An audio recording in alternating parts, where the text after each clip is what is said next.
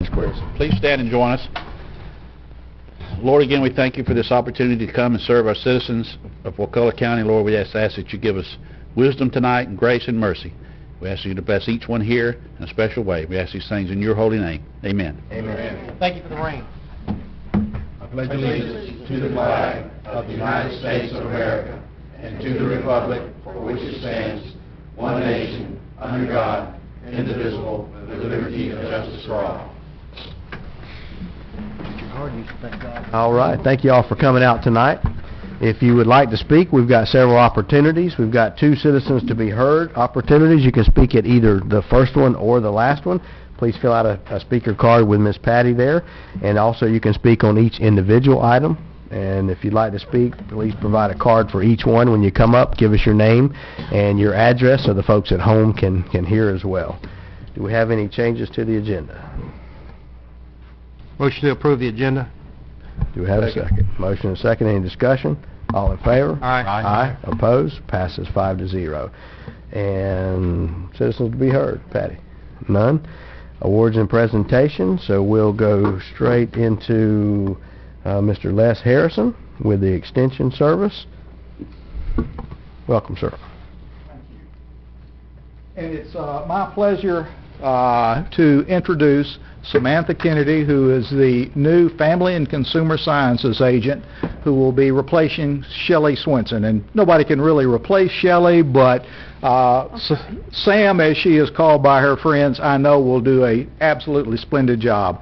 She has over 10 years experience with the Extension Service in Central Florida.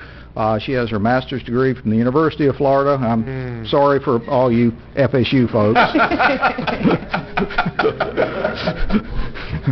That's okay, I did mine at Auburn. So at least I've got some support on the board. So anyway, so Sam is here. She will be working with us this summer. We already have 4 day camps planned.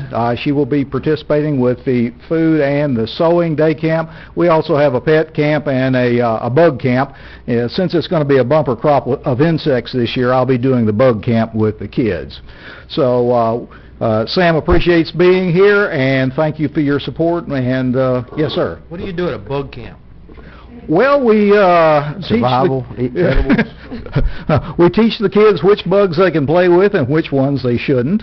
We also teach them about the insect life cycle. We also teach them the importance of some insects to the overall environment. Like bees. Like bees and ladybugs. So, Excellent. thank you. Good. Welcome aboard. Miss Kennedy, welcome. For the benefit of the public, if you ever have a question about anything, Les Harrison is the person to go to. He knows a lot about everything. That's right. Well, that certainly sets the expectation bar very high. I do appreciate it. Thank you for the kind words. Also, Les will be going next month to India. He's going to be teaching a course in India. In India. There you go. Yeah. Don't bring any bugs back. No bugs or snakes, I promise. That's really good Yeah. that our extension agent is going overseas to India to teach. Yeah. And I will do my best to represent Wakulla County very well in India. Yeah. You will do that, I'm sure. Enjoy your trip. Welcome aboard, Miss Kennedy. Thank you. All right, next we'll hear from Miss Charlene Lanier, NAMI President. Good afternoon. As you well know, May is Mental Health Awareness Month, and every year we come before you to give you our proclamation and ask you to pass it for the county. So whereas May has been declared Mental Health Awareness Month for the purpose of increasing attention to the fact that 1 in 4 adults, or 60 million Americans, 1 in 5 children, ages 13 to 18, live with the burden of a mental health problem such as depression, anxiety, post-traumatic stress disorder, bipolar disorder, and other related disability illnesses that can strain not only the individual affected, but also their families, friends, and colleagues. Whereas data suggests that less than half of children and adults with diagnosable mental illness receive treatment addressing the complex mental health needs of children, youth, and families today is fundamental to the future of the state of Florida and the need for comprehensive, coordinated mental health services for children, youth, and families places upon our community a critical responsibility. And whereas for many, getting help starts with conversation, it is up to all of us to know the signs of mental health issues and commit to lending a hand to those who are struggling. Too often, shame and stigma leave people feeling like there is no place to turn. It is essential to make sure they know that asking for help is not a sign of weakness, but rather a sign of strength. And whereas with effective treatment, those individuals with mental health conditions can recover and lead full, productive lives, and whereas it is equally important to prevent behavioral health problems before they occur, such interventions can reduce or delay the onset of such conditions, reduce severity of symptoms, and support early treatment leading to improved health outcomes and quality of life. And whereas each business, school, government agency, law enforcement agency, healthcare provider, and citizen shares the burden of mental health problems and has a responsibility to promote mental health wellness and support prevention efforts. Whereas NAMI Wakulla, an affiliate of the National Alliance on Mental Illness, and the Wakulla County Board of County Commissioners recognize that behavioral health problems remain a serious public health concern and call upon all Wakulla County citizens, agencies, organizations, and providers to raise mental health awareness and to continue helping Wakulla County residents live long and healthier lives through improved availability of behavioral health interventions in this community. Now, therefore, be it proclaimed that the month of May 2017 be known as Mental Health Awareness Month in Wakulla County, and urge all residents to observe this month by spreading the message of raising awareness about the availability of such services to all who need it. Signed this first day of May 2017, Wakulla County, Florida Board of County Commissioners. I realize that every year we come before you with this same proclamation, and you get tired of hearing it. Oh, no. And I understand that. However, mental illness is at the forefront of everything we do. I've just taken over as president of NAMI Wakulla. It is near and dear to my heart. And this year I wanted to give you some reading. It's not much, it's a little. I know you're busy and I know you're overwhelmed. But when you have time, if you would take a moment just to educate yourself a little about mental illness. We're all touched by it in some way, shape, or form. There's somebody you know that has a mental illness. And I would encourage you that if your constituents have a need, please let us know. We have classes, we have support groups, we have somebody willing to listen, to help in any way that we can. So I encourage you to please reach out and let us know how we can help. Mr. Chairman, this was your item later. I'd like to go ahead and make a motion that we accept the proclamation. Very good. We have a motion. Do we have a second? Second. Any discussion on this? All in favor? Aye. Opposed? Passes 5-0. Ms. Lanier, you're exactly right. We're all touched by it. I don't think that Thank you. anyone is immune, so we appreciate your help.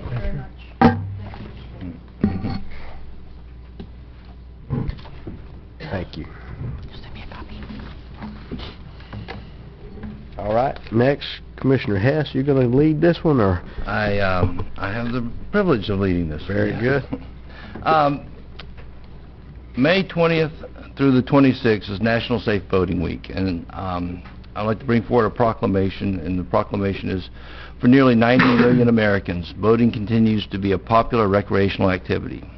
From coast to coast and everywhere in between, people are taking to the water and enjoying time together boating, sailing, paddling, and fishing.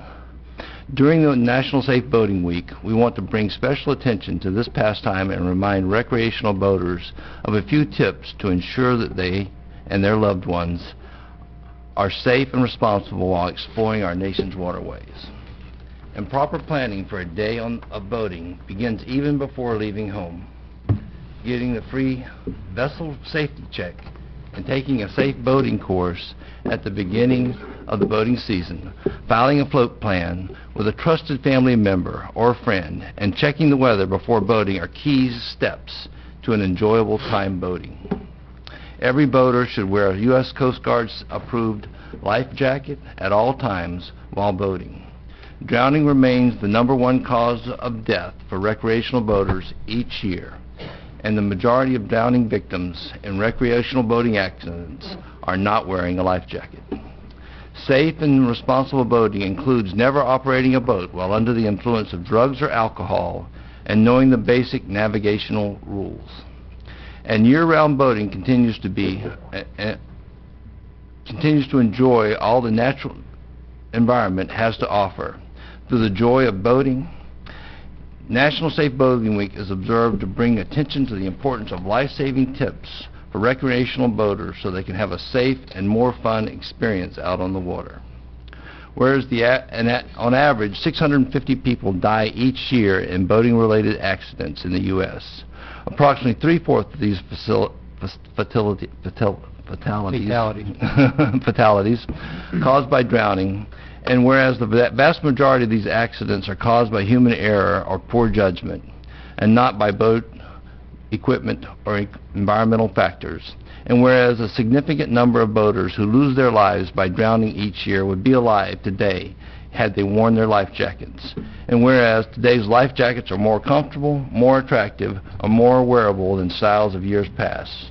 Now and therefore, the Wakulla County Board of County Commissioners do hereby support the goals of a North American Safe Boating Campaign, Wear It, and proclaim May 20th through 26th, 2017 as National Safe Boating Week and the start of the year-round effort to promote safe boating. In witness, therefore, I urge all people who boat to wear it and practice safe boating habits. Passed by the Board of County Commissioners on the first day of May in 2017. I'll second your motion. Very good. We have a motion and a second. Any discussion? Hearing none, all in favor? Aye. Opposed? Passes 5-0. I want to thank the members of the Coast Guard Auxiliary for being here tonight. I appreciate your support throughout the community. Thank you very much. That ends our award and presentation. Do we have a motion to approve? Move consent approval. Do we have a second? Second. Any discussion? All in favor? Aye. Aye. Opposed? Passes 5-0. We're going to general business, item number 6. Okay.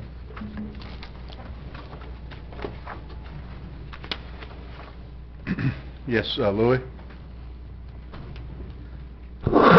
Thank you, Mr. Chairman. This agenda item requests resolution to consolidate all 9 volunteer fire departments as one department under Wakulla County Fire Rescue and to provide for the transfer of all VFD functions to the county. This is something that has been a step process. We've come a long way, and we believe this is the right direction for the county. Second. We have a motion and a second. Any citizens? No. Any discussion? I'd like to hear what the chief has to say. That 2 weeks in a row, I'm pretty happy. Thank y'all for approving it. I would like to thank all of the volunteers, though. There's a few that showed up tonight, but we unanimously went through this together and decided it is the best things for the citizens. We're hoping to reduce insurance costs and provide a safe service. If you could give the citizens a basic outline of what this does do and Yes, the big benefit of it. Yeah, well, what it does right now is each volunteer fire department is their own entity. They are a fire department within our county. And then you have the career department that supports all of those departments within the county. Insurance Services, ISO, they come in and do an audit of each station. When they do that, they rate that station individually for its covered zone. When that happens, they go back and look at all the records, training records, call runs, staff that showed up on those calls, and if you don't meet the requirements, they ding you. The big problem, I think, if I could, is not enough people showing up from that station at the incident to get credit for doing something, for lack of a better word.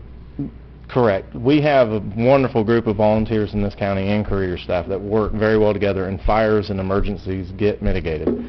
The problem is we do have some areas that don't have a lot of people that are capable to respond to those calls. So we're putting people on scene, but the way it's formatted right now, not all those people are counting for these incidents.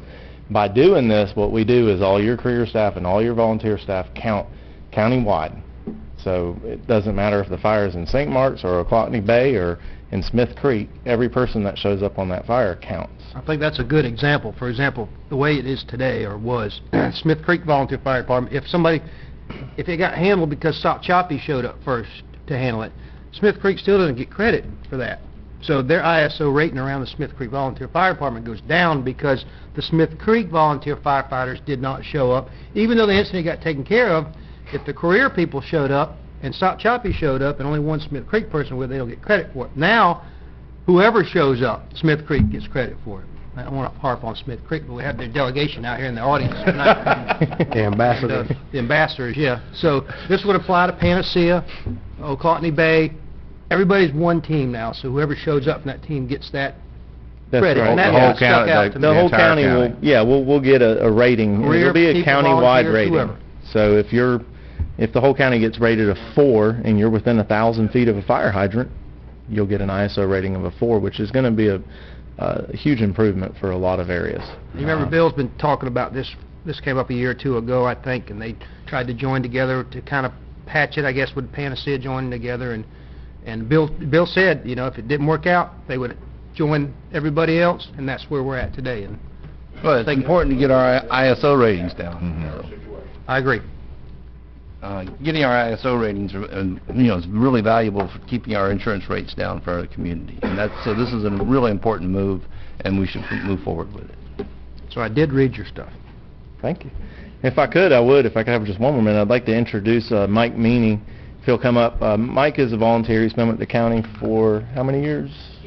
8 or 9 years now volunteering with us. Mike has taken a lot of initiative to take some high-level classes with training that are very similar to my battalion chief, my career battalion chiefs. And part of this reorganization, we had to reorganize the structure. Mike accepted the wonderful task of being my VFD battalion chief / coordinator. I don't think he knows what he's gotten himself into, but you will be seeing a lot of him with me.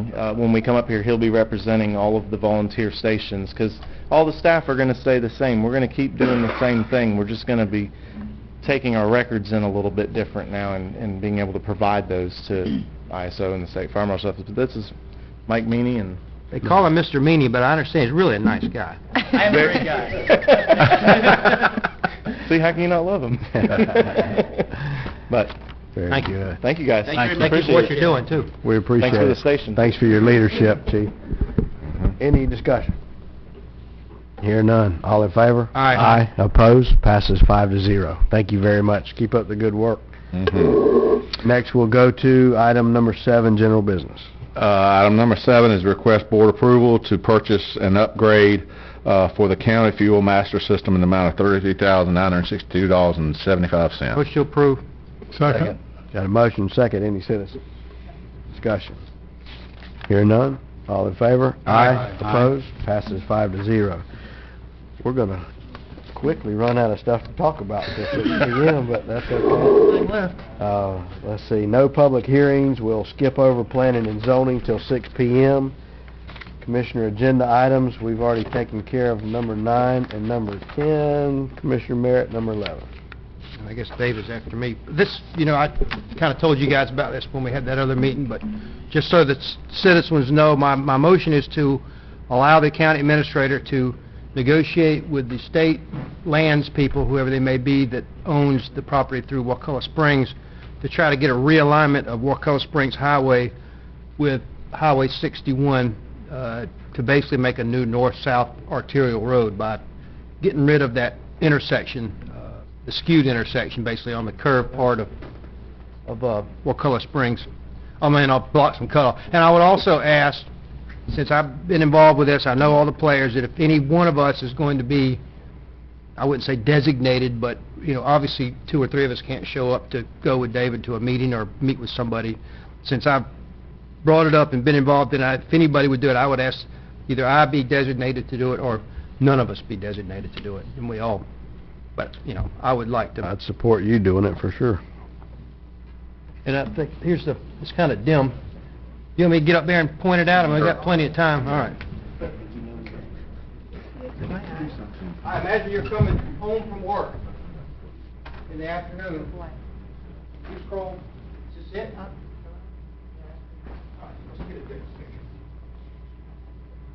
Was the hand one I drew by hand, it's in the agenda. It's much better. Thanks, Pam. Yeah, I don't think that was in the agenda. Mm. You'll dim the lights and you'll be able to see the... There we go. All right.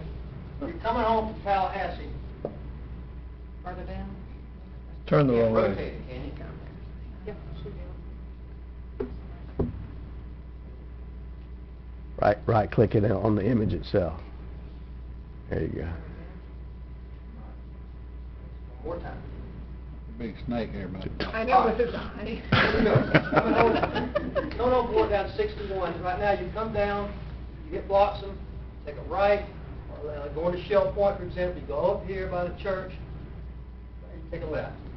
You go all the way down to Max Meats or wherever. What I propose, and we'll talk to Forrest about, is this is Camp Indian Springs. They have a creek that runs down to the river. So I'd like us, you're coming home, you go down, you go across, and then we have a new route that goes like this, roughly. I mean, I'm hand drawn, so give me a break here, but you see what I'm talking about. It'd be a straight shot, boom. You don't have to turn here, you don't have to turn here. This is old Shell Point Road. That would take, you'd be amazed how many people come up this road to go to work and go across there to get to town. Now, Wakulla Gardens, and this has the most developed land in our whole county, as you know, this is it. You know, that way is national forest, and people on the other way, it's refuge. So this is a straight shot to Spring Creek, Shell Point, Wakulla Gardens, all this area. And in exchange, what can we offer them? Well, this is the rest of Wakulla Springs Highway. It goes right through the middle of the park. Okay? This used to be the old entrance right here. This road here, I think, has since been abandoned, or Wakulla Air Road used to be here, roughly. Cutoff Road, I think, went through here, basically, right this. Got family land out there. Anyway, so if we can offer to exchange this right away, all the way down to here, where it splits, and see how much we can get out of the state. Maybe they'll give us this. I know they're interested in this when I talked to them. They said they don't have any problem with it. I'd like to see us get this, maybe this, and this, for example. Get everything we can from them. Mm-hmm. And they express interest in making this into a bike path or something, I don't know, just so bears don't get run over here, whatever. But this would be a great benefit to our people community. I like it. Very good. That's your motion? That's my motion. So your motion is to direct And we add in there David to start that to negotiation. allow him to... If need be. And I'm not going to step all over David's toes, but I've already got the Fine. ball rolling. Make that part of the motion. Yeah. Well, Works for me. my concern here is that, the park people don't know about this, okay? I mean, you said you talked to the state forest, but that's parkland, not state forest land. And in Tallahassee, the state forest is managed by the Department of Agriculture, and the state park is managed by the Department of Environmental Protection. So there's quite a difference between, the two managing agencies that run this. And I can see a lot of benefits for the park to do this, okay? But I'm not sure, do we want to get... Their first reaction when I was talking to the park manager today was very negative to this, and I'm curious... Well, my whole, point taken, but I didn't want to go any further with this without some sort of board direction, because I don't want to just be out there on my own going to talk to the park or going to talk to the correct people, whoever they may be, without some sort of board direction. I didn't want to be acting on my own. That's really the reason for this. If we contact the right person, or David contacts and they tell us to go pound sand, then that's the end of the issue. But at least there's board direction to try to do something. If we come up empty-handed, we come up empty-handed. Well, I mean, there's some really good biological reasons to move forward with this proposal. I'm not sure about that extra parcels you're talking about, but... You never know. Won't hurt to just ask. doing the road corridors, there's some real connections for the park that would be reduced mortality on that road. But that's a real biological argument to make this happen. For the county, it's real important for mobility purposes. And so this could be a win-win if it's sold right to the right people. I agree. Okay. Yeah. I second the motion. All right, so we got a motion. The motion includes allowing Randy to work with David if need be on that. As the board, Now, you know that there's a land management review at the park this week. I did not know that. Okay, I was going to it on, Wednesday, starts Wednesday. I started with Elva Pepper. You know Elva? No. She's on the board of, what do they call it, the state lands, David? Mm-hmm. They're the ones that just approve, whether you like it or not, the, 4-laning through the Wakulla forest up here. There was some controversy about the ponds and this and that. That board is the one that approved that. It's DOT buying the land, and Elva's on that board, and I called her, and she told me who I should talk to about this. So that's how I talked to who I talked to. Okay, because, the ones you want to make sure that the Friends of Wakulla Springs, the park people, and the Wakulla Springs Alliance are on board. That's fine. Again, Okay. I didn't want to go any further without some board direction. Otherwise, I'm Randy, just acting on my own. Why wouldn't we just go straight, when we get the Bloxham cutoff, just go straight on across, secure those right-of-ways that we need, and just keep the road straight? We wouldn't have to build another road. We might have to widen the one that's there. Doesn't go anywhere, Jerry. As you cross Bloxham Mhm. on Spring Creek Highway, as we're going north, we cross Bloxham. You talking about Old Shell Point Road? Yeah, the one that's got the 3 stop signs on it. Because of the stop signs. Yeah. And Well, and also we'd have to buy a right you'd of have way to there go and through just eminent keep it- domain to get 100, Yeah. 200 foot of right of way there. It would take years and years, and It took years to do what we did to it. this is much, much, much easier. Okay. And it's a win-win for the park, I think, because right now that road bisects the park. They've, since back when we were young going there, I think St. Joe owned a lot of land around, is that right? And they just owned the park. Now they've acquired all that property. Cherokee Sink property. Exactly. So this would be a great thing for them. Well, yeah, and, it could be a great thing for them, depending on what the negotiation ended up with, so. Right. It'd be a comparable size land swap, I would, usually in these kind of situations, you want to do, you'll end up giving more than you get. Well, Okay. remember, I think that they would be highly motivated to be able to not have that road go through the middle of their park. So we may end up getting more of a benefit. You know what I'm saying? Because the benefit they're getting to the park is big, and Well, and the replacement road is a lot shorter than the Yes, existing exactly. road, so. But the amount of money they'll have to spend to restore the replacement road back to a park-like conditions is significant. I don't know if they would do that or not, Chuck, to be honest with you. They may make it a biking trail or something, I don't know, but those are things we'll talk about. But my main purpose is not to get approval of anything, just to get board direction to say it's okay to talk to them. Start the conversation. All right. So we have a motion and a second. Do we have any citizens? Further discussion from the board? Hearing none, all in favor? Aye. Aye. Opposed? Passes 5-0. Let's see, that ends Commissioner agenda items. County Attorney. Nothing this evening. Schrader. Yes, as a reminder, we've sent out notices to the folks in Wakulla and Magnolia Gardens that will be getting, that will be the first phase of the sewer customers. We sent those notices out, and we'll be having a construction update meeting on May 11th at the community center at 6 o'clock, and then the invite, that was part of that invitation. We'll be, actually, you'll start seeing pipe being laid probably on 3/19 next week. We'll start on Force Main, started surveying, so those projects are moving forward.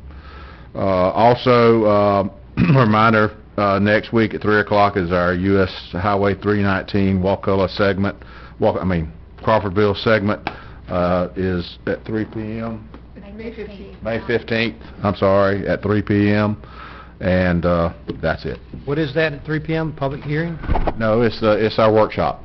Workshop with FDOT. With DOT. Yeah, with FDOT, that's right. Same day as a board meeting, right? Yes. 3 o'clock here. Anything further? That's it. All right. Citizens to be heard, number 4. Nothing there. Discussion items. Chuck? Not today, probably next week. I have a question. With the number of people who are being transported back to their native countries, is that going to affect our jail bed revenue? because I can see that we will be losing some of our inmates. And the more inmates we lose, the more likely we're having to have St. problems. Joe was one time asked, what are you guys going to do when you run out of trees to cut down? I don't think we're going to have any shortage of people.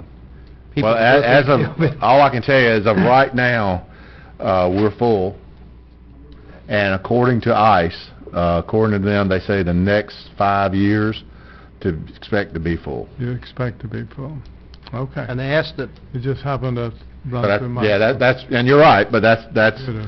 there will always, I think there will always be this issue, so, they asked Saudi Arabia what they were going to do. They ran out of oil. You know, that's going to happen one day, but not in the foreseeable future. I think down at the Rock the Dock this weekend, they had like 750 entrants, which is a Did they big, sell a lot of beer? a big tournament. I have no idea. Well, maybe. We just made that legal like, last meeting. I was just wondering how it They turned didn't out. have any trouble with anybody Didn't have having any trouble, one. okay. That's right, but 750 entrants from around the country. That's big business. And the Woolly Park worked out excellent. It gave them plenty of room to work, so they had no issues with space. and our Parks Department worked with them very well. Cody Sahlberg, it took a big effort, but they all worked together and got it all set up for the big crowd, so. And Panacea Waterfronts are to be congratulated for Yes. having that event. Yeah, very good. Anything further? Also heard that the Shell Point Regatta, they raised over $15,000 for the American Cancer Society for that. It's one of the best events they've ever had. So that was a success as well. Yep. And I got an email from Stan, I think he did All Citizens, about thanking us for dropping it to $1 million. And Chuck, I gave you credit for it. I told him it was actually your idea to lower it to $1 million. Good deal. Right thing to do. Let's see, legislative update. Looks like the citizens are going to have the opportunity to vote for an additional $25,000 homestead exemption. And, there was some question about our position on that. And when the Senate had their version of it, physically constrained counties were not included in the exemption, but we now are. So on the House and the Senate side, we have an exemption for physically constrained counties. So even if that passes, any reduction, which we were, I think, anticipating about a $600,000 reduction, any reduction that would be felt will be made up in Wakulla County from state revenue, as well as all 29 physically constrained counties. It passed the last Senate committee today, and will be heading to the governor's desk, and then should be on the ballot in 2018. My understanding is that that additional exemption applies to the value of your home between $75,000 and $100,000. Well, the Senate, and that's still yet to be determined, because the Senate version bumped it from 100 to 125. So they approved that. The House approved the lower amount, so they still got to resolve that issue. I was talking to Shree about this earlier. We got the first $25,000 applies to whatever. Everybody. The next 25, what does it apply to? Next 25, you pay taxes on. So between 25 and 50, everyone pays taxes Everyone on pays that. taxes, okay. And then as it stands now, from 50 and 75, you have an exemption. And if the Senate bill passes, or is the one they end up with, anything from 100 to 125 will receive an additional. So a total of $75,000 exemption up to $125,000 in tax. So if you live in a home that's valued at $50,000, for example, you're going to pay the same today as you will if this passes. Absolutely. You're not going to pay less. But if you live in a big house, I'm not going to say anybody's name, but if you live in a big house, you're going to pay less. Yeah, yeah. Basically, anyone that lives in a home $100,000 or more will receive an additional $25,000 exemption, if the Senate version is the one they end up with. Yeah. But that's also subject to the vote. And it's a constitutional amendment, so I think it requires 60%, I believe, and so that'll be on the 2018 ballot. Yep. The other big one that we were talking about was House Bill 17, which threatened to remove all local regulations that pertain to business, and that's dead. Really? That's over with. And the Triumph one was a big one, too. Triumph was a good one, and looks like that's coming together, and so Cherie is about to be very busy once the governor signs off on that, and hopefully some money will start She flowing. said they took economic development out of it so far as one of the allowable uses, but the biggest one that's going to benefit us is infrastructure. You can still use it for infrastructure. Things like buying the Sioux Tallies water system, David, So that's all. in I have. Wakulla County. Okay. I don't have anything. All right. My new computer wouldn't turn on today. That's why I'm kicking it old school with the paper agenda, so There you go. just everybody knows. So I know how to use a computer. I'm the only one up here without a computer. that pretty much ends our agenda until 6 p.m., where we'll get into our public hearing. And so I guess at this time, we'll take a recess until 6 p.m. When do we get over? When do we go out? PM, we're going to go ahead and reconvene the meeting, and we're going to pick up planning and zoning item number 8. Thank you, Mr. Chairman. This is an application for a change of zoning R17-02. The applicant is Golden Construction. In accordance with Section 24.01 of the County Code, each commission member needs to disclose all contact they may have received from interested parties regarding this application. Commissioner Hess. I've had some emails and the applicant called me. Okay. None. I spoke with the applicant and emails from Ms. Dory Westmark and Mr. David Westmark.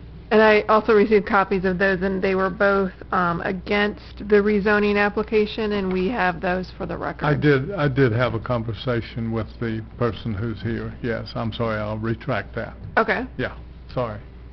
I met with the applicant and also received both those emails from the Westmarks. Met with the applicant and the emails, and I talked to the county attorney. Thank you. All right, if there's anyone here who's going to provide any information on this application, including the applicant, please stand up to be sworn.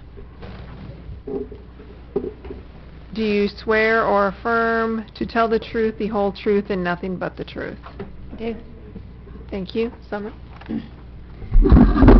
Yes, good evening. This is a request for a change of zoning from CO Commercial Office Zoning to C2 General Commercial on a 1.687 acre parcel located in the northwest corner of Myrtle Avenue and Azalea Drive. This application was considered by the Planning Commission on April 10th, 2017, and the Planning Commission recommended denial in a 5-to-1 vote. The land use for this property is Urban 1, and the existing zoning that is being, the proposed zoning that is being sought, general commercial, would allow for a wide variety of commercial activities. The request is consistent with the comprehensive plan, the land development code, and the Crawfordville Town Plan. All required mail notices and published notices appeared in the Wakulla News on March 30th, 2017. Staff is recommending approval of this rezoning request and would be happy to answer any questions the commission has. Mr. Chairman, just to reiterate, Summer, is this consistent with the comp plan? Yes, it is. Consistent with the Crawfordville Town Plan? Yes. And what is the staff recommendation? Recommendation for approval. Motion to approve. We have a motion. Do we have a second? I second. A motion and a second. We'll go into citizens' comments. Start out with Mr. Robbie Miller.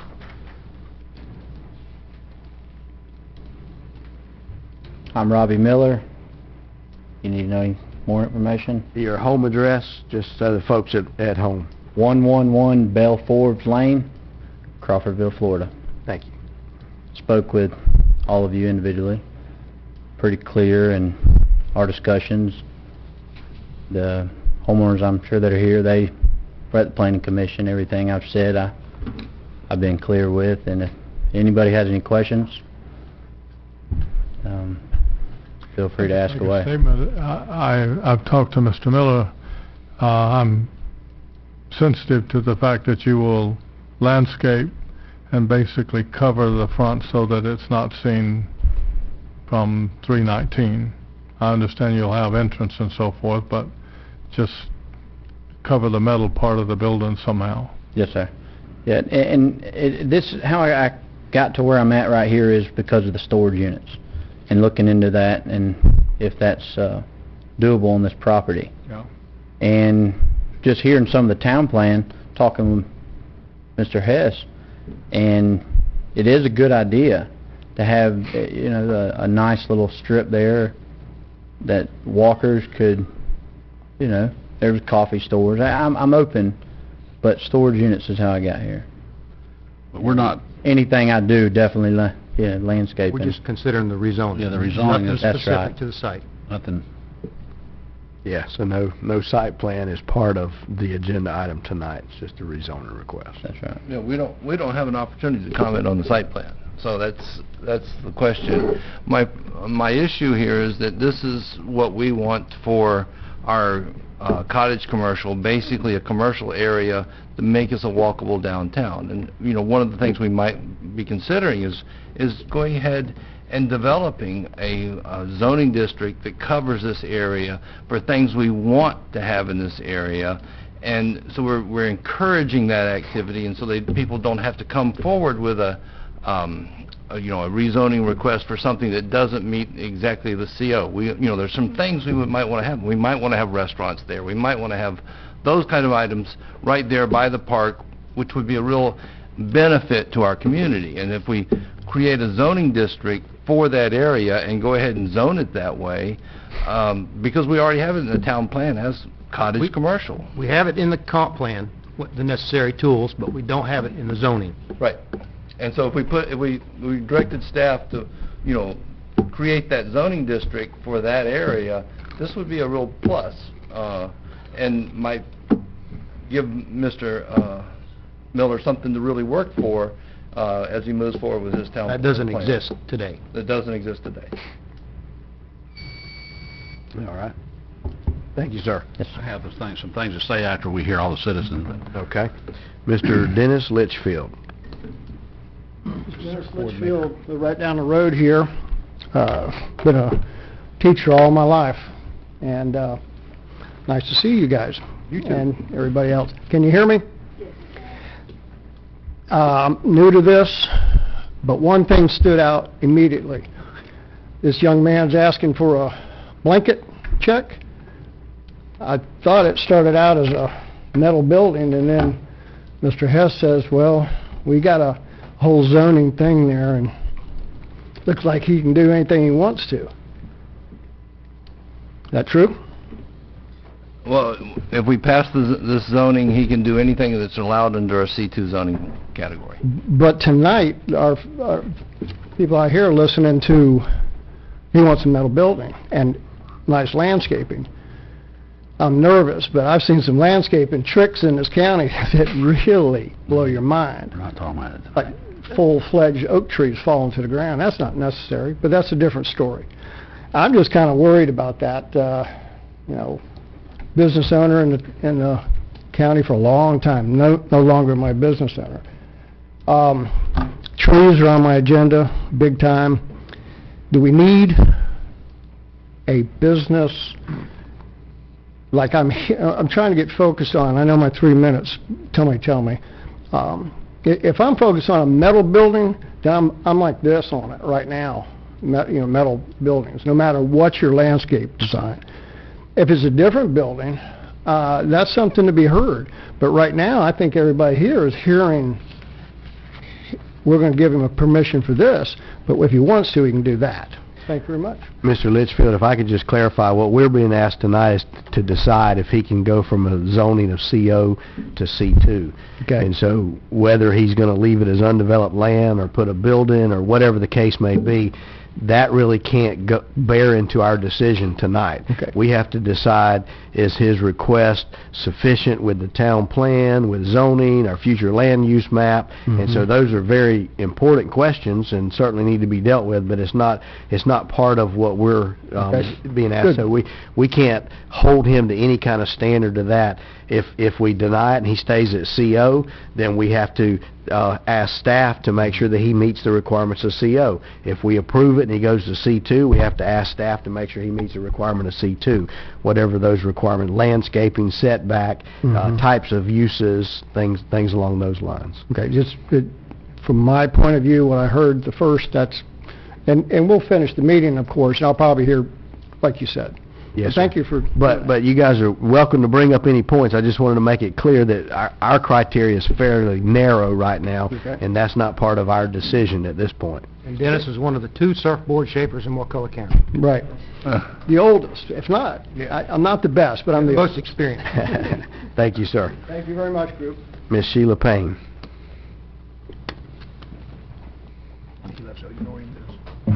Hello, my name is Sheila Payne. I live at 20 Myrtle Avenue. I've been living there, over 4 years. In that time, I have children. My son catches the bus. He's at the high school. He rides the bus. He's a 10th grader. And I also have custody of my niece and nephew, which is a 1st grader and a 3rd grader. And I have a grandson, which is 2 years old, that comes to visit me, and we walk to the park. And I feel very comfortable where I'm at, and I just feel that more businesses or whatever is a little uncomfortable for me. So that's just all I have to say. I think it'll be a big change for myself and my niece and nephew and people that live with me. So that's it. Thank you. Thank you very much. Next, Mr. Don Lee. Good evening. Evening. I live at 27 Myrtle Avenue. I'm retired. I was in the military. I retired from Florida Power Corporation with 35 years seniority. We moved to Wakulla County because we like the rural atmosphere here. And everything that I've seen here in the last 2 years is just the opposite of why we came here. We seem to be putting commercial property seems to be the #1 stay on everyone's mind. We moved here, we found a beautiful home in the, wait just a minute, and that comes with the territory, in our subdivision, and now my front yard, my front windows are going to look right into half of this. My property adjoins his corner. There's another adjoining property right next to me. There's one across the street. There are 5 adjoining properties in this historical subdivision, which was started in 1956. It's so historical, we are in Plat Book 1. The people in the subdivision and other people that I've talked to walking, pushing their kids, walking their dogs, want no commercial on that side of Azalea. We already have commercial on our side of Crawfordville Highway. Where is it going to stop with the commercial? I have a map of the so-called future plan that you people paid a consultant to come up with ideas. Nowhere on that map does it show any commercial on that side of Azalea. It shows high-density residential, all in brown. And the same thing down with Plotney. There is no commercial listed, and you paid for this from the town plan 1 and 2. Now, if we, and I'm going to say we, meaning you guys too, if we allow this commercial to go, all you have to do is drive up the road. There is commercial property everywhere. I would think, me being a family man and moving here for the school system for my 2 children, I would think, why would anyone want to put a commercial building on that corner? A commercial business. You mentioned about the C2 and the CO. That means nothing. He can tell you he's going to have a chicken farm there. Half of the ones that are zoned as such never do anything. They're sold for one reason and one reason only, to make money. After the developer is done with his business, he's gone, possibly. We are going to have to maintain it. There's no one more little? Yes, sir, just bring it There's in. no infrastructure, there's no sewer there, the road floods, there's 3 stop signs there within 50 feet. It's the safety factor, this was in the town plan, it's all was supposed to be sidewalks, bike paths for the senior citizen to come all the way down and be able to use our county park, not commercialism. Thank you, sir. Thank you for your time. Thank you, sir. Mrs. Cindy Lee. Good evening. This is Cindy Lee. I live at 27 Myrtle Avenue, and I'd like to speak against the rezoning. My front yard is adjacent to this property, and I doubt anyone in this room would like to open their front door and see a commercial business, including Mr. Miller. I'd like to give you a short history of the subject property from public records. It is a platted residential subdivision located in Hudson Heights, Plat Book 1, page 20, developed in 1956. It's one of the first subdivisions in the county. The property appraiser's website shows since 1999, taxable value is $30,000, making property taxes about $500 a year. It was originally 2 lots. It has always been listed as residential even to this day, worth $30,000. In 1999, an applicant came forward, R1A to CO. Planning Commission and this board denied. In 2005, it was bought for $120,000. Applicant, R1A to C2. 3 months after it was bought, Planning Commission denied, changed the request to CO. Before the Board of County Commissioners could see it, he withdrew the request. The property owners in this neighborhood was up in arms. In 2006, it was bought for $225,000. The applicant, R1A to C2 originally, and then it was changed to CO, less than 1 month after it was purchased. The Planning Commission passed with concerns. This board passed with stipulation to combine the 2 lots. 2016, September 29th, Golden Construction bought for $185,000. Applied CO to C2. 4 months after he bought it, it was at the TRC. Excuse me. It was denied by the Planning Commission, April 10th, with a vote 5-1 in the Planning Commission. In the meeting, a Planning Commissioner said he's a friend of his, so he'll go ahead and vote for it. I hope that's not how we do business in Wakulla County. I don't know if any of you are familiar with this area or looked at the site, but Myrtle is a dirt road. It floods when it rains. We have city water, although some choose well water.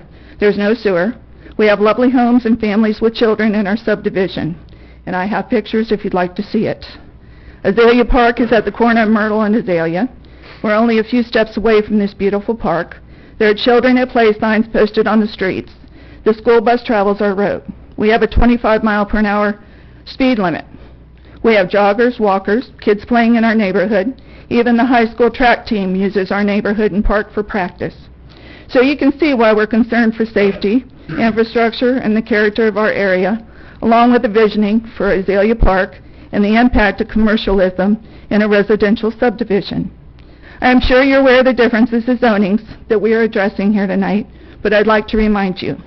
R1A is residential, 3 principal uses, 4 conditional. CO is office commercial, 12 principal uses, 4 conditional. C2 is general commercial, 48 principal uses, and 14 conditional. These are quite significant changes.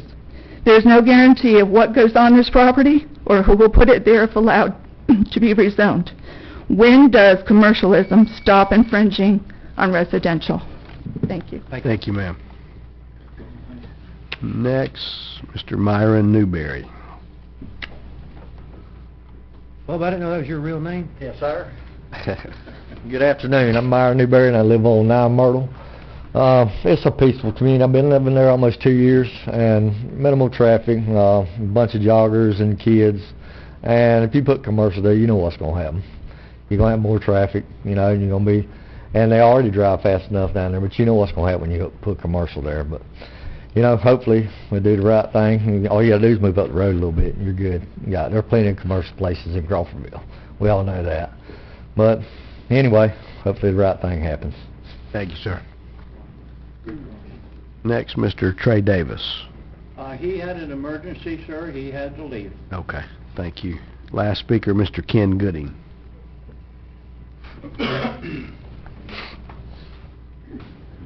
Gentlemen, thank you very much. I had no intention on speaking on this. I didn't know where it was, but as Chairman Thomas knows, I now have a vested interest in Myrtle Avenue.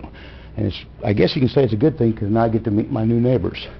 When I bought it, I was like, this is a perfect place. Or when I put in the contract, it's a beautiful place. This is where I want to live. I'm right behind the park. I can walk. No, I do not want to buy a place and then have a storage building or a storage facility across the way or whatever. If we cannot guarantee what type of commercial property is going to be used for, I'd say no. Thank you. Thank you, sir. Thank you. Discussion.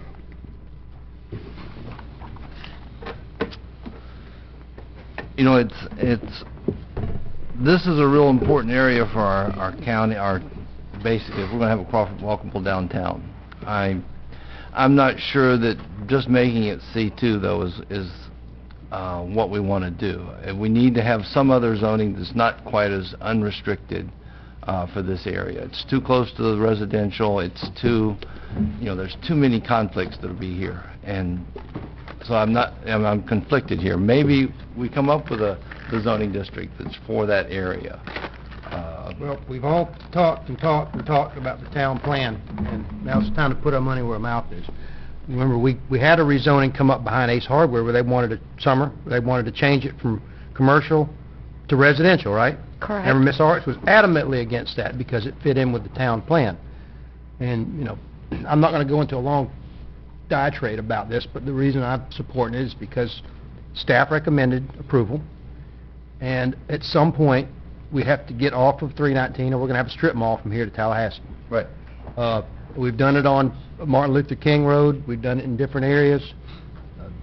This is in a residential area, I understand that, but it's a stone's throw from 319. So, I think a challenge, too, is the fact that it's zoned commercial now, so it has allowable commercial uses.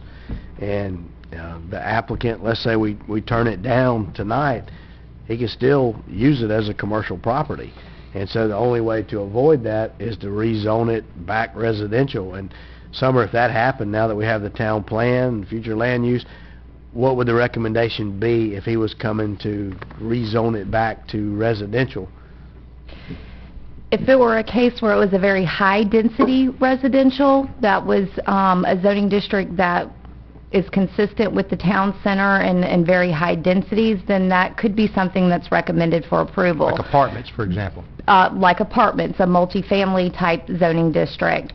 If it were to be an existing, a zoning that's existing on the adjacent neighborhoods properties, the R1, which is considerably a very low density, staff would not recommend approval of that. I think we've had a few applicants come to us with high-density apartments, and it's never been popular.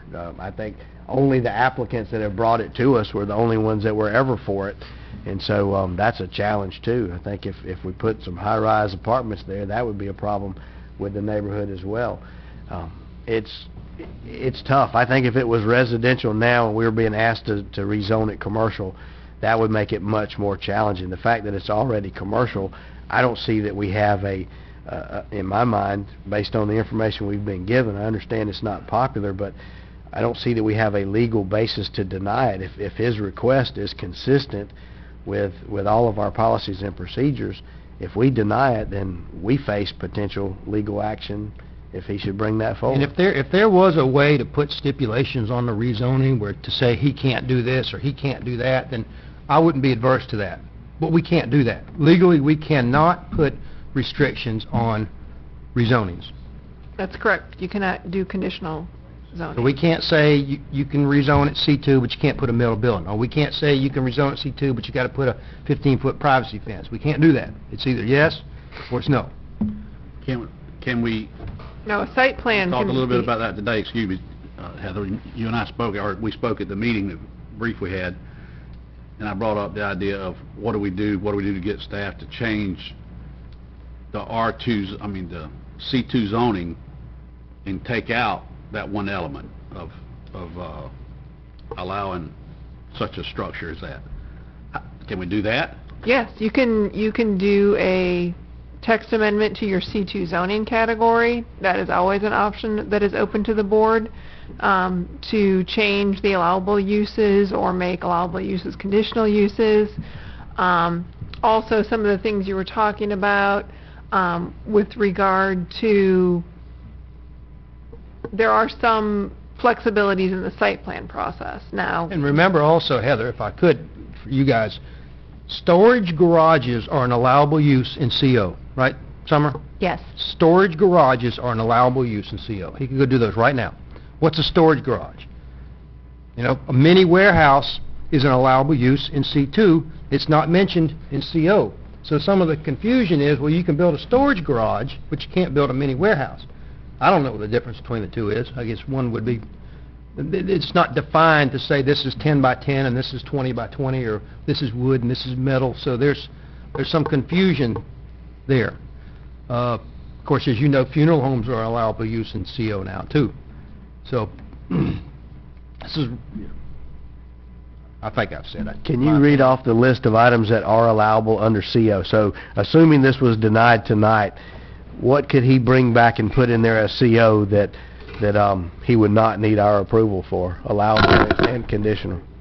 Medical and dental offices and services, laboratories and clinics, non-medical offices and services, including business and governmental offices and services, studios for photography, music, art, dance, drama, and voice, child daycare services, eating and drinking establishments, specifically restaurants, educational services, miscellaneous services, security and commodity brokers, dealers, exchange and services, social services, storage garages, light infrastructure, and funeral homes without on-site crematories.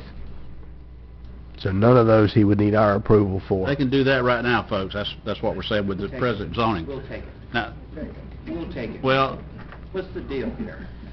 If he's allowed, I let it wouldn't go. engage with the audience, man. And is there any more talking? I just want to make sure they understand that, but here's where I'm at, and I know this is probably not going to be the popular thing to say, but it's the truth, and the fact is that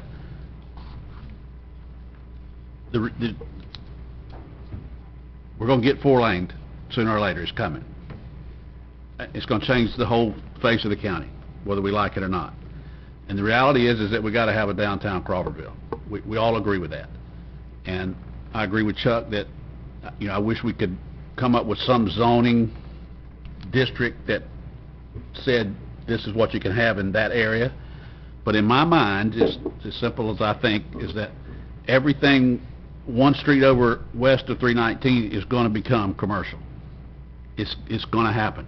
I have lived here my whole life, and never would I have ever thought we would see that happen, but it's happening. And it's going to happen whether I'm up here or any of the rest of us are left up here. It's going to happen. And so we've got to come to grips with that and try to manage it and plan it well.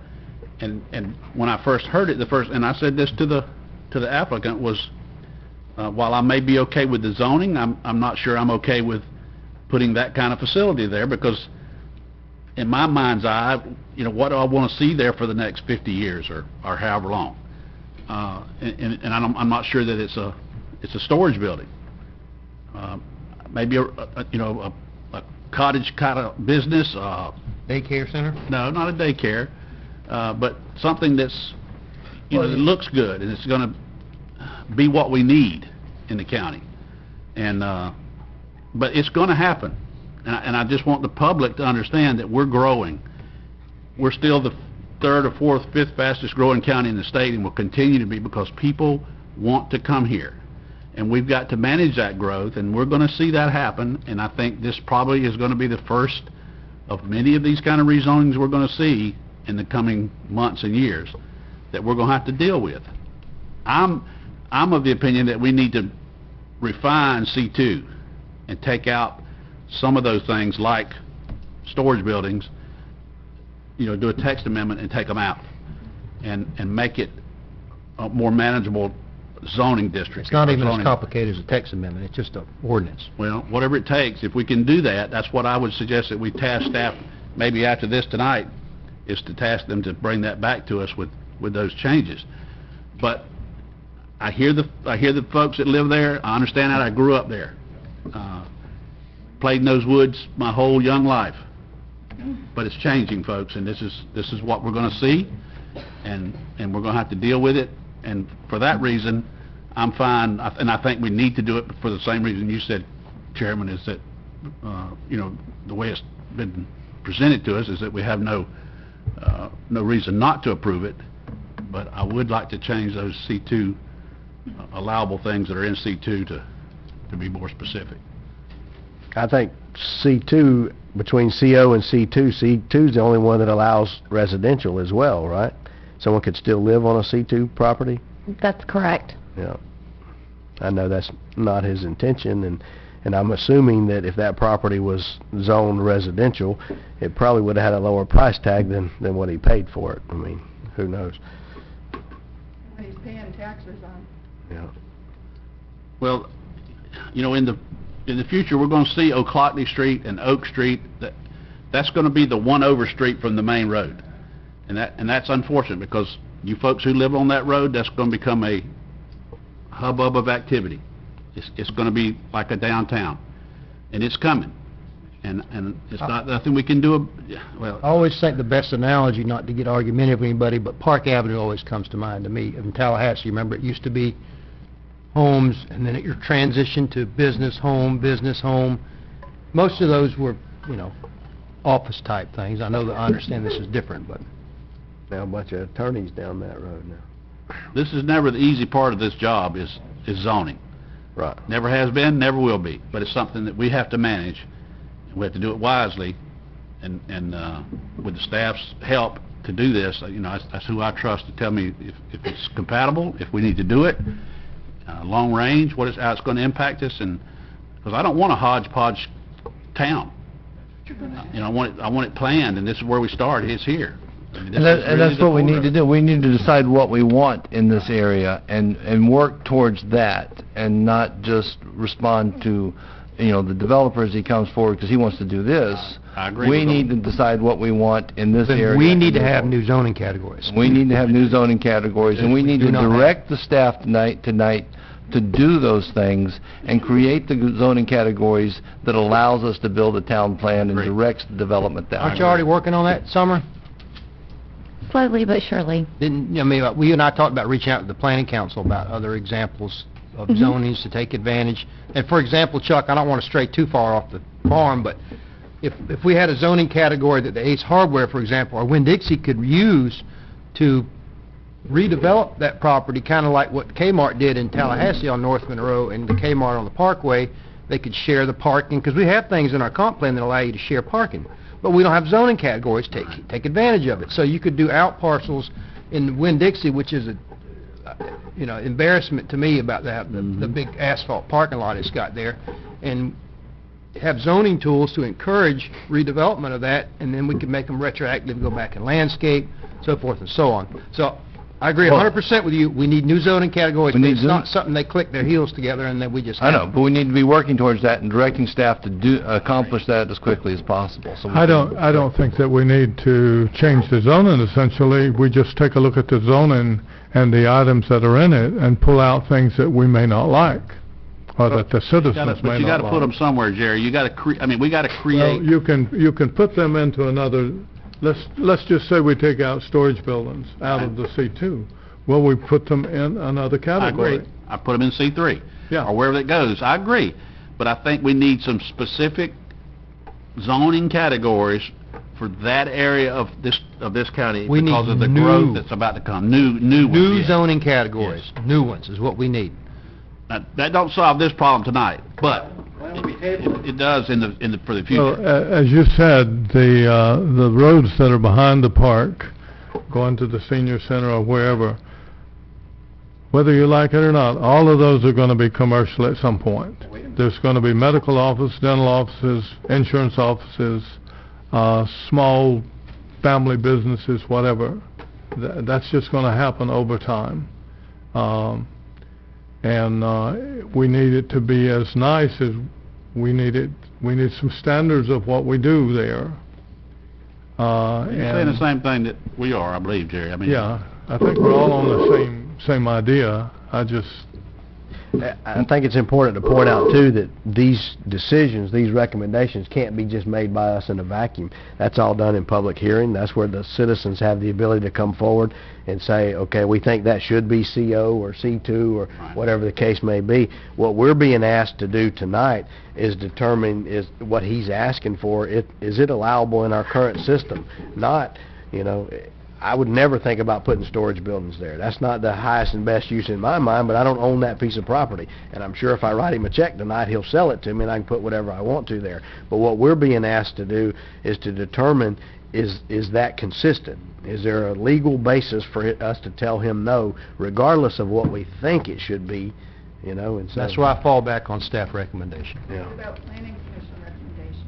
Just a recommendation. Well, that's a recommendation. And there's plenty of examples where even Board of County Commission in other counties has made a decision based on the will of the public, and that's been reversed in the courts. And so we've got to make sure that we're being consistent with what our rules are. You hear that there's consensus here for us to change our policies and our zoning, and we certainly need to go through that process, but we can't do that retroactively with someone who has an application in front of us. And so it's a tough challenge, but all we can do is be fair and consistent in my mind. Further discussion. Well, we've written the rules, you know, and then we have to follow them tonight, but there's some things we can change so that we have better outcomes in the future for our county. Well, and us having things in our allowable use that we don't have a definition for, that's certainly a problem. If you can't define it, you can't, you know, you don't know what it is. And so it's a work in progress, and our staff is doing a good job. Let's get this. Further discussion. Hearing none, all in favor? Aye. Aye. Opposed? Passes 5-0. So, Motion to adjourn. Oh, just a second. I'm going to that land review. Do you want me not to talk about the... No. That's fine. You're going to talk to the people about the road we talked about? Well, I'll be there, and I can show them the maps and discuss it with them. I just didn't want to get in a situation where you and I both wanted to go meet with them at the same time, and if that comes up, you know, I'm the one that's designated. Yeah, I mean, I'm not negotiating. I'm just saying that this is what the proposal is, so they're aware of it. And No problem. Okay. No problem whatsoever. Motion to adjourn. Well, one thing Here it goes. I want us to task staff officially tonight, either with a vote or to move forward as quickly as we can to resolve this zoning, however that may be to do it, pull them out, change them, make new ones, and come back with some suggestion how we do that, so in the future we can deal with this, you know, rationally. And I'll second that. Has there been previous board action on that item or direction? Talking about that, we need direction. We need Is that good enough direction. We're kind of sort of working on the perimeter of this, but this will focus. And not necessarily drop everything you're doing, you know what I mean? We can't do that. I can go, I'm fine with that. Yeah. So I would personally like to see new zoning categories made up for both residential, because right now we have densities allowed of what, 20 units per acre in the comp plan? But the highest density we have in the zoning is RTH, which is 8 units to an acre. Otherwise you got to do a PUD, which we don't want to encourage PUDs. We want to encourage using zoning categories and not planned unit developments, which I think are way over abused, right? Yeah, I will agree with that. But I want, you know, We've got to look at this area as well from not only zoning, but we're looking at it stormwater as well as sewers. Right. And all those things, Right. that's a part of what we're going to be doing. That's no small task, and it may be that we have to get some outside help to do it. I mean, honestly, I asked and that's Summer to okay. reach out to the planning council, which Well, they may have done this in other we got towns. we got a lot of wheels turning on this already. and We That's have your motion, a and you- motion. Second? And we have a second. Yes. Are you clear what the motion is? Can you read it back to us? Don't put her on the spot, Ralph.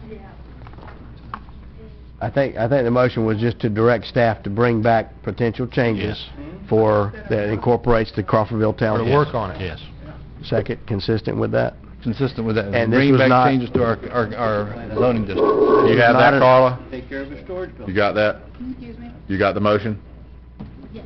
Okay. And this was not an agenda item, so it will take all 5 of us to vote. Is anyone going to be opposed to that? And since it was not an agenda item, we need to give the citizens the opportunity to speak on that if you would like. So what we're voting on tonight is whether or not to direct staff to bring back potential changes that will incorporate the Crawfordville Town Plan. You're welcome to speak on that if you'd like. Fill out another speaker card, and you can speak and then fill out the speaker card if you would afterwards, sir. Afterwards? Mr. Lee, correct? Yeah, that's right. Thank you. Look, gentlemen, you guys have a thankless job. Right now, I don't care for either one of you guys. I'm sure he does. You're not alone. I'm sure he does. You paid money with a consultant about your town plan. Here it is, right here. Beautiful colors. Town 1 and Town 2. And what's going to happen? There's no commercial there, guys. There's no commercial commercial property that you paid for. I go up and down Crawfordville Highway. This used to be my area when I worked for the power company. Those cars you guys see going up and down Crawfordville Highway, they are not coming down here to buy things. They're coming down here to live because they like the rural atmosphere. They do not want to live in Tallahassee with a commercial business on every corner. That's why they're coming here. That's hopefully why you're building the 4-lane highway. If you think one of your things that your consultant said, 8,000 people going to be more, you said you've lived here all your life. 8,000 more people going to be here in 2035. Now we need all of this commercial business for 8,000 more people in 18 years. They're coming here to buy homes and property, not to put their stuff in a storage building. Thanks for your patience. Thank you for your patience. Thank you, sir. If you will, please fill out another speaker card, Mr. Lee. Anyone else like to speak on this issue? Yes, ma'am. Come on down. Mr. Goody. Gentlemen, I agree with you. We're not going to stop it. All the roads right off of 319 are. What I'm saying and what I believe we're talking about here is we're going to control what type of businesses. If you don't want them in front of your house, then we don't need them there. Doesn't mean it can't be there. Just make it aesthetically pleasing. Plus, you got to realize the focal point of this county is that park. We have a lot of parks. I don't know the name of any of the other ones. Azalea and Hudson, everybody knows. We've got to make it to where when you look at that park, you're not seeing a junkyard behind it. We agree. And I believe that's the direction we're going, and I support that. Thank you. Thank you, sir. Thank you. If you will, Mr. Gooding, please fill out another speaker card. Thank you. What item number is this one, sir? Just put add on. Add on. I understand what happened here tonight. And you really need to look hard at what you just did. You're worried about a developer and commercialism in that area, okay? But once you allow that there's no stopping it. The people are going to come. It's going to be easy. You will get your commercialism, but once that's there, everything around it is going to be that.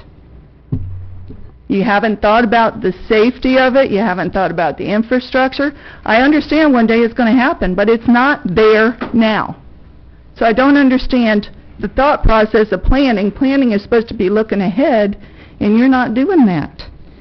But I would like to bring up that the Crawfordville Town Plan data and analysis, when you're looking at this, it states to you, the Crawfordville Town Plan is important tool in building a successful future downtown core for Wakulla County that is pedestrian and bicycle friendly.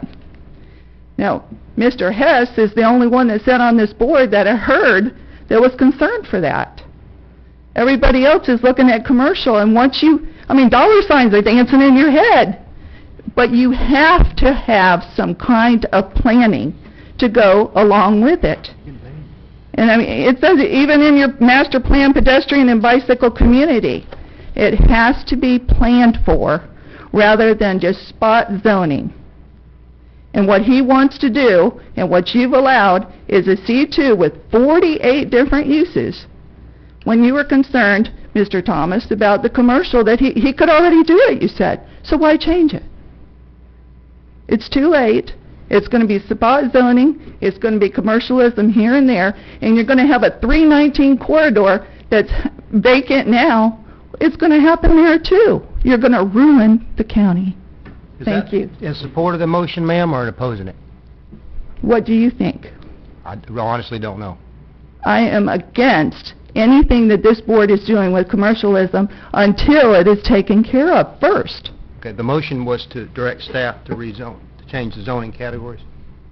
So I that we think- don't- So that we don't have more of this. You've already changed it. Why didn't you table it? Okay. Well, we I don't guess have, I'm we don't clear have about, Ms. Lee, if you will, fill out another speaker card for me. Thank you. Anyone else like to speak on this issue tonight? Further discussion from the board? All in favor? Aye. Opposed? Passes 5-0. So while we're here, you know, one of the other issues here is architectural standards.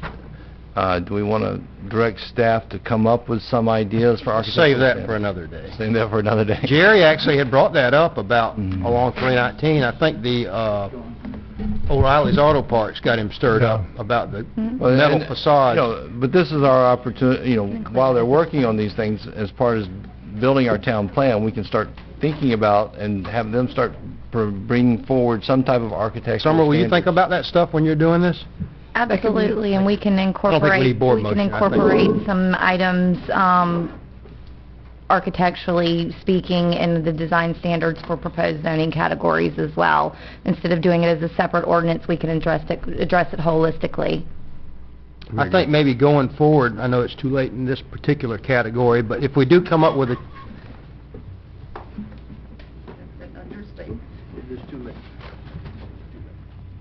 If we do come up with a transitional type zoning, which is what you and I talked about, Summer, something like shingle roofs, for example, and gables, and I assume that's what you're kind of talking about, Chuck? Yeah, I was thinking metal roofs, but that's... Or whatever, you know what I mean, not just a box. Yeah. And hopefully the applicant will work with the neighbors when he goes to site plan. I'm sure he will. Further discussion? Let me take, I'll take a picture tomorrow, and then I'll take... Motion to approve, adjourn. No. Oh, you got something else? Whoa, Go ahead. whoa a minute. We have a public hearing coming up on the replacement of the billboards impacted by condemnation. Just a little bit of information. Signs, not billboards, right? Sir? Signs. Signs, Yeah. but I think signs would include billboards. Yes. Okay. Signs would include billboards. Thank One of the things about billboards, I buy commercial property. If you have a billboard on a piece of commercial property, I'm not going to be interested in buying it, really, because the billboard will decrease the value of your property on that particular acre probably by 40%. I know of 2 or 3 corners, maybe 4, that have billboards on them. Those properties are, one property is worth 60% less than its value.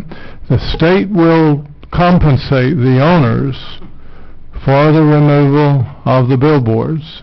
They will take that into consideration when they pay the owner for the property. This is basically an opportunity to get rid of them.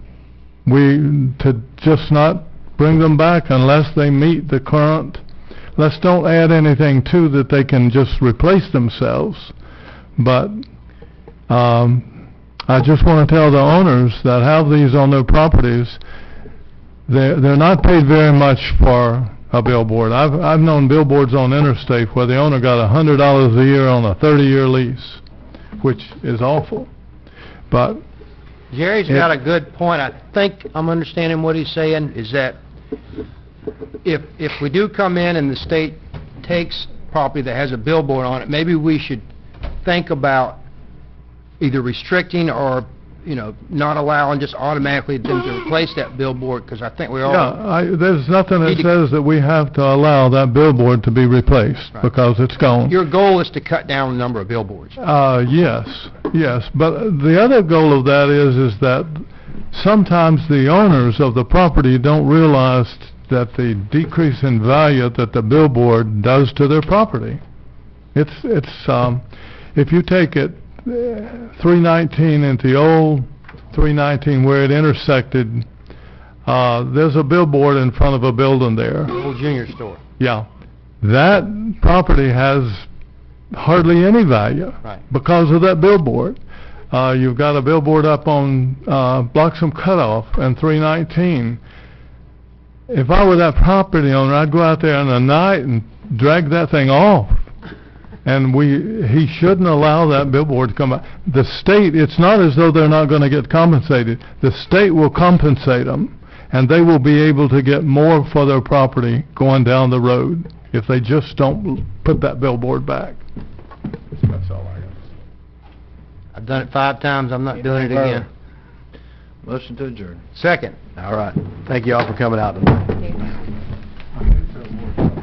Bobby?